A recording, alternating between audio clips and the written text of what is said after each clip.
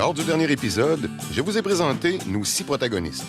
Ils ont tous un caractère bien distinct et une personnalité unique.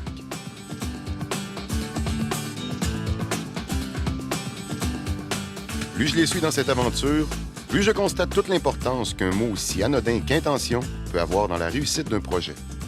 Je reviens toujours avec l'intention, étant donné que c'est ça qui compte.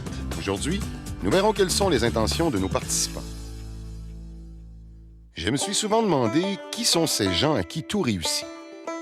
Pourquoi certains atteignent le succès, alors que d'autres se heurtent à la défaite et aux échecs? Qu'ont en commun ces autres pour qui tout semble si facile? Suffit-il de croire en ses rêves pour qu'ils se réalisent? Et si la seule limite de nos rêves était en fait nous-mêmes? Je m'appelle Daniel Picard, j'ai 37 ans. Je crois que tout est possible parce que pour moi, le bonheur est juste là, sous notre nez. Au cours de ce périple de 2 ans, je vais accompagner et observer 6 jeunes adultes en devenir dans leur quête de réussite et partager avec eux leurs inspirations et leurs rêves. 6 personnes de différents milieux et de différentes origines. Nourris par les réflexions de précieux amis, de certains contacts et de d'autres collaborateurs, j'emboîte donc le pas de 6 protagonistes qui, chacun à sa façon, cherchent la voie du succès.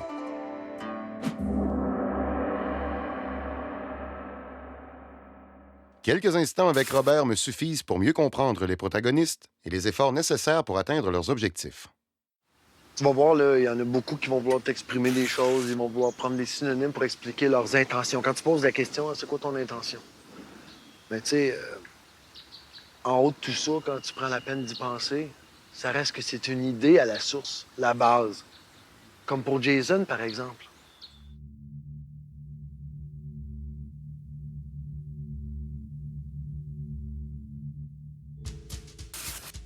Lors de ma rencontre avec Jason au centre commercial Laurier-Québec, j'ai constaté qu'il semble vouloir s'investir dans les causes des autres.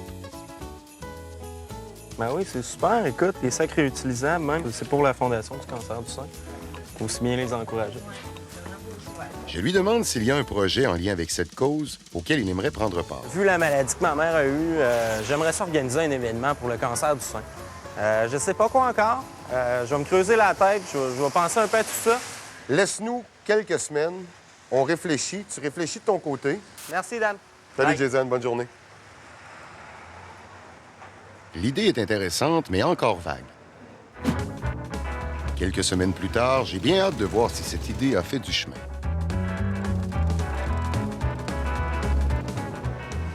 Ben écoute, j'ai plusieurs petites idées pour le cancer du sein. Je vais organiser quelque chose qui pourrait quand même être un peu une levée de fonds, mais vraiment une trampoline pour aider les Premières Nations. Tu sais, souvent sont éloignés, donc souvent on va traîner cette maladie-là, notamment à cause de cette raison. Bon, il y en a plusieurs autres, mais je veux développer quelque chose pour pouvoir les aider, pour pouvoir leur donner accès aux ressources qu'on a en ville, nous, ici. Effectivement, l'idée a progressé. Cependant, elle n'est pas au point. Peut-être que je devrais laisser encore un peu de temps à Jason pour la préciser.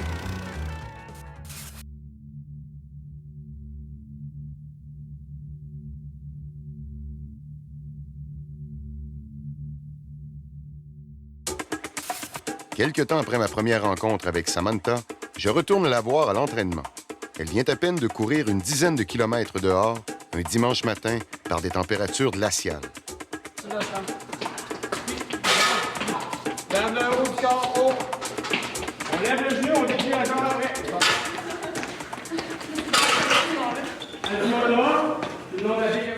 Je fais du 1500 mètres, du steeplechase et du demi-fond.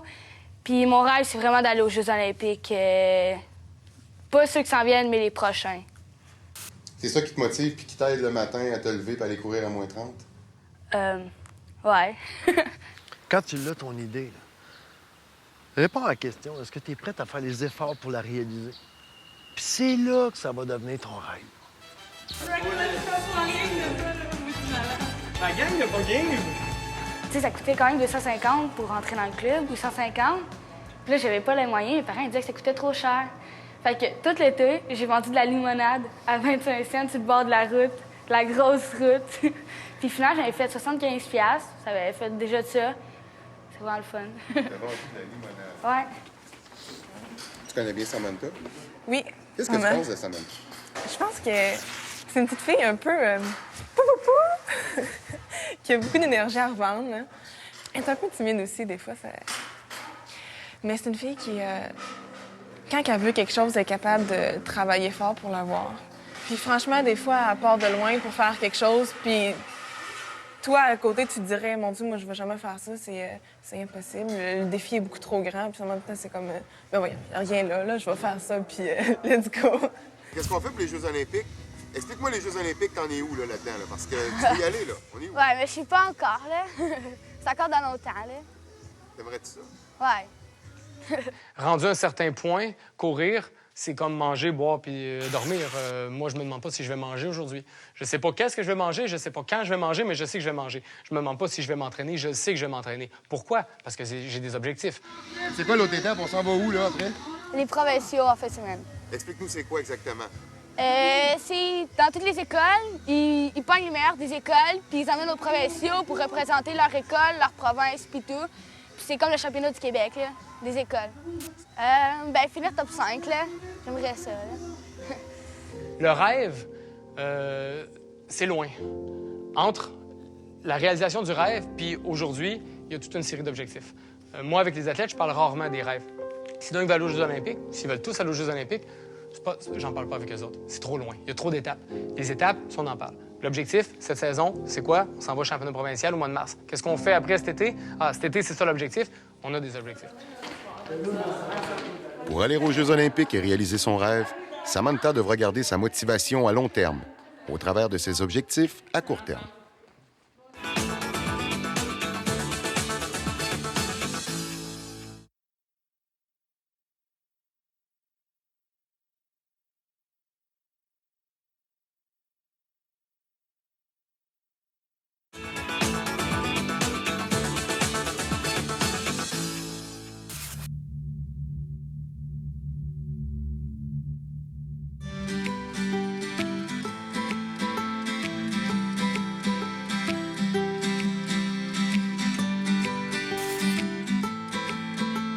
Éric a déjà fait beaucoup dans sa vie. Malgré son handicap, il a poursuivi ses études en droit et réalisé son rêve de travailler dans le milieu criminel. Il a même écrit un livre.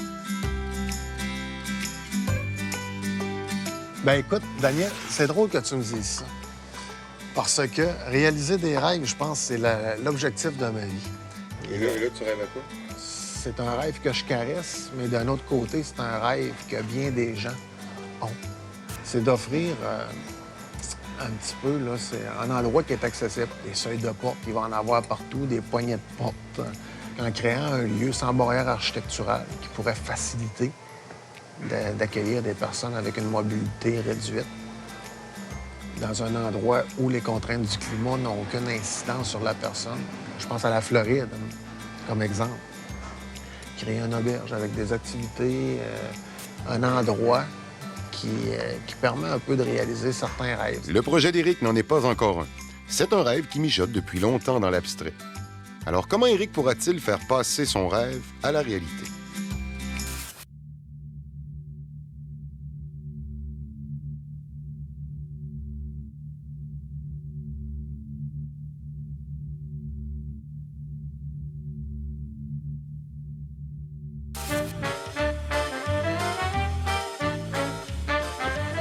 Beat it up!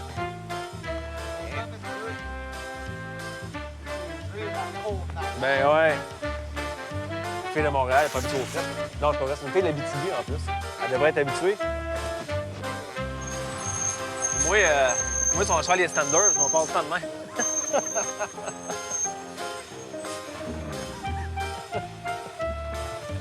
Salut, ça clutch!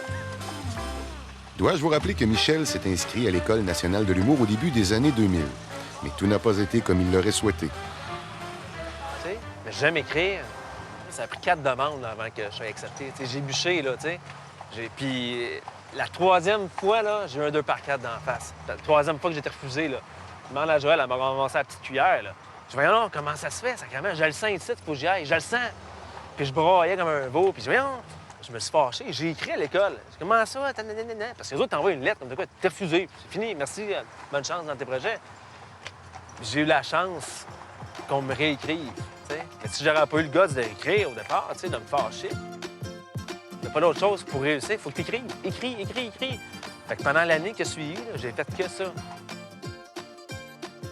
Regarde, on ne peut pas savoir ce que tu as fait il y a 10 ans. Qu'est-ce que tu as fait la dernière année, depuis qu'on s'est vu? J'ai fait ça. J'ai travaillé en esthétique, j'ai bûché, là. J'ai pris de mon temps pour écrire. Je suis une personne authentique, une personne qui est vraie. Fait que je pense que ce que j'ai à écrire, c'est du vrai. Moi, rentrer dans une situation à coup de batte de baseball, ça, j'aime ça.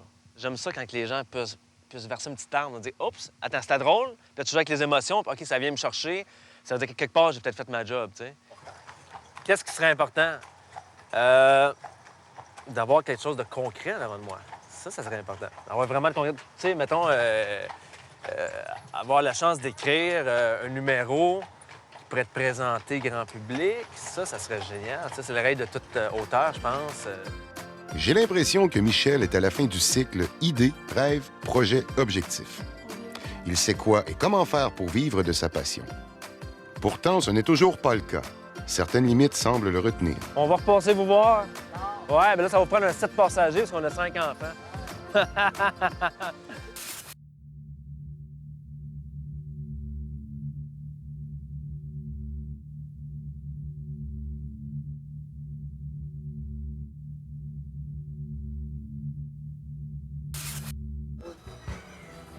Ah, quoi, ça roule? Danis était un peu confuse lors de notre dernière rencontre, quelques semaines plus tôt. Elle n'avait pas d'emploi et cherchait dans quel domaine elle voulait œuvrer. Je la retrouve donc au village vacances Valcartier, quelques semaines plus tard, pour qu'elle nous parle de où elle en est dans sa vie professionnelle.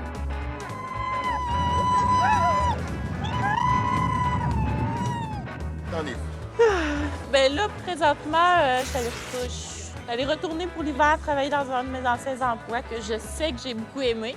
Donc, pour me retrouver un petit peu, c'est pas trop demandant au niveau professionnel. Donc, ça me permet de me retrouver, de vraiment me recentraliser sur moi. Et là, ton rêve, tu veux faire quoi? Mon problème, c'est que j'ai plein de petits rêves. J'ai plein de petits rêves que j'aimerais pouvoir combiner ensemble pour en profiter dans ma vie. J'aimerais ça pouvoir passer plus du temps. J'ai un cheval à la maison, pouvoir passer plus du temps avec lui, vraiment réussir à être plus dans la nature, faire des choses vraiment plus retour à la terre. Puis j'aimerais ça aussi, avoir une vie professionnelle plus accomplie. Réussir à réunir les deux, ça serait pour moi vraiment quelque chose de bien. C'est un rêve de moyens financiers. Si tu avais les moyens, tu pourrais tout faire tes rêves. C'est sûr. Je pourrais tout faire ça sans aucun problème. Ben, rappelle-toi, je t'ai connu, t'es un peu comme ça. Plein de rêves, c'est le fun. Mais à un moment donné, t'as bien pris conscience, toi aussi, qu'il y a un rêve qui est plus logique à réaliser en premier puis qui simplifie l'accès aux autres. Pour être heureuse, Danis n'a pas besoin de gloire ou de célébrité. Elle rêve à son échelle. Comment pourra-t-elle trouver le rêve qui rendra tous les autres accessibles?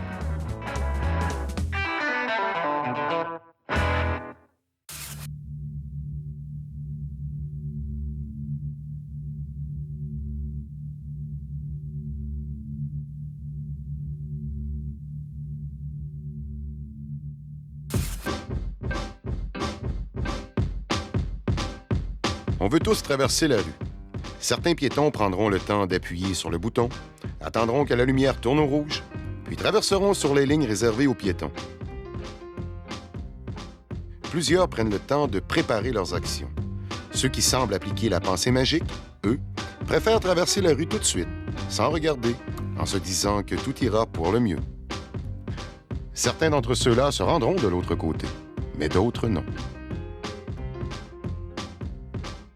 Vous ne mourrez pas en utilisant la pensée magique, mais vous ne réaliserez peut-être pas vos objectifs.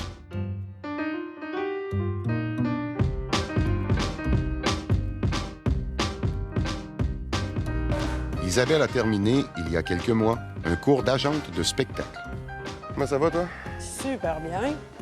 On attend que tout commence. Moi, je suis née pour quelque chose de big, puis j'y crois depuis la maternelle. Là.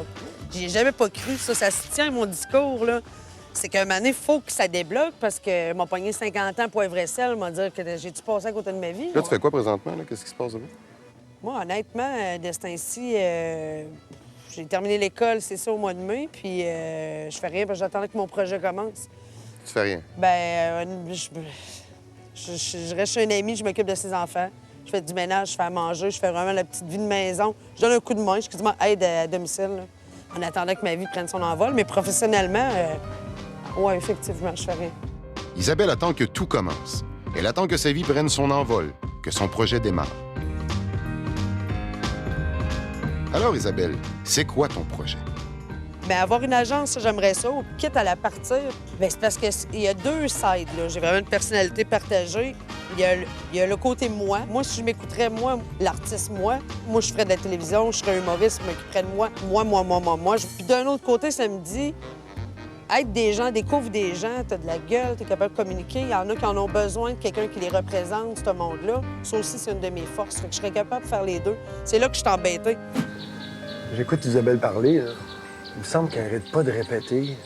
J'aurais dû faire Watatata, moi. J'aurais dû faire des auditions, j'aurais dû faire de la figuration. Je sais pourquoi personne ne m'a jamais garoché dans rien de ça, moi. Je comprends même pas. Je comprends pas. Tu comprends qu'est-ce que je t'explique? Après qui tu penses qu'elle attend? Oui, mais c'est pas juste ça, c'est que moi, j'ai le goût de dire qu'elle a le talent. Elle voit pas. On peut lui rappeler, mais c'est quand même elle qui doit décider de t'écouter puis de se le dire qu'elle a du talent.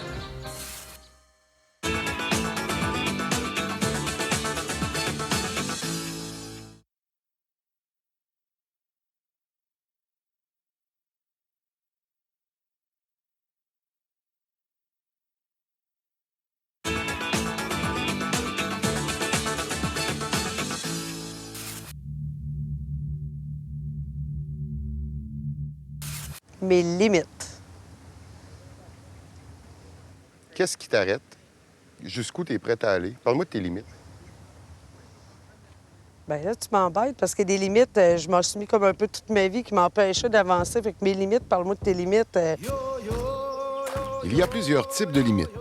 D'abord, les limites extérieures, comme le hasard, les autres, l'argent, le temps, la météo.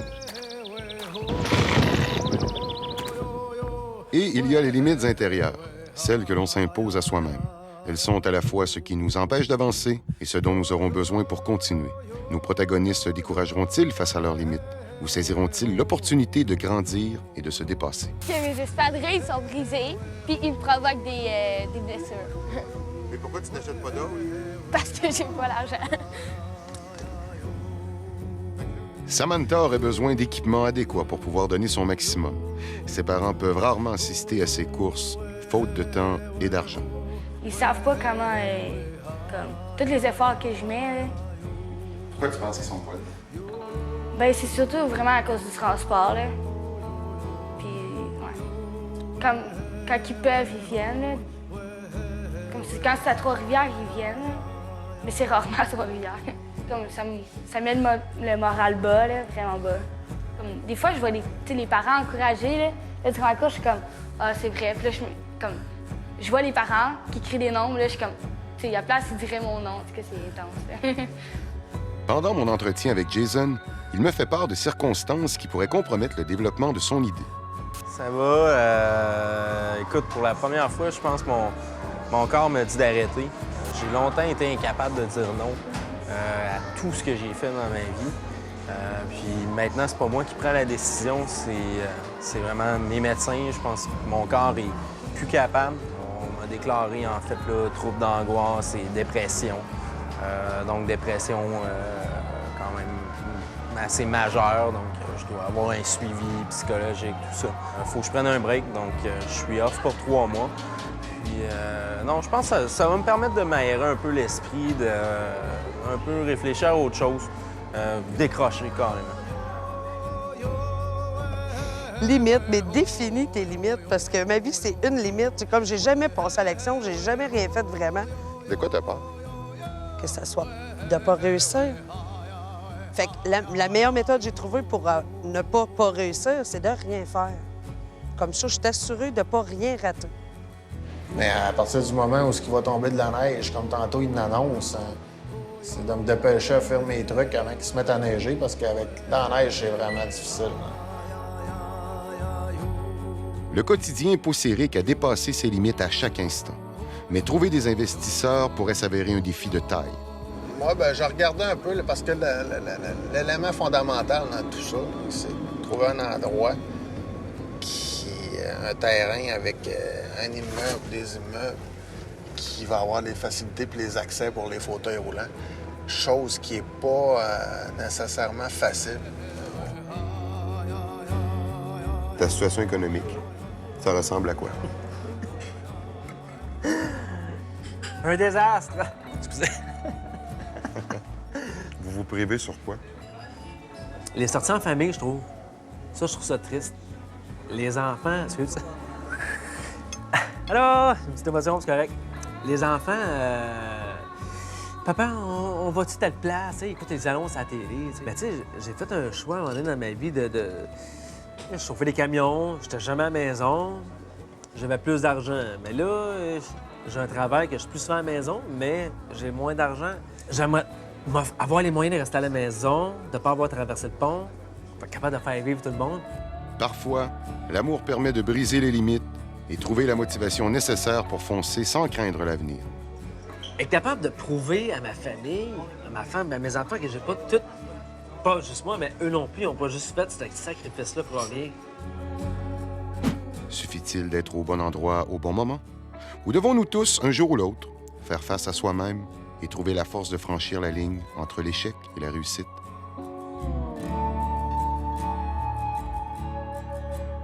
Bientôt, à Rien à cacher, l'importance de prendre du recul. Écoute, Dan, c'est incroyable ce que je suis en train de vivre là. Je suis au Texas, the House of the Texans. Définitivement, ça vaut la peine des fois de prendre un moment de répit. Ça permet d'aérer le cerveau, d'avoir un œil extérieur, en fait. Puis je pense que ça permet de grandir. En Floride, ça me permet de pouvoir faire du vélo encore. Fait que si j'avais la chance un jour d'être là 6 mois, je pourrais faire du vélo 12 mois par année. Mais moi, je peux pas te présenter. Il y a des gars que je connais qui ont de l'argent. Des gars, il y a un projet. Il n'a pas de projet. En fait, t'as des idées. T'as des bonnes idées, mais ça prend un projet pour ça.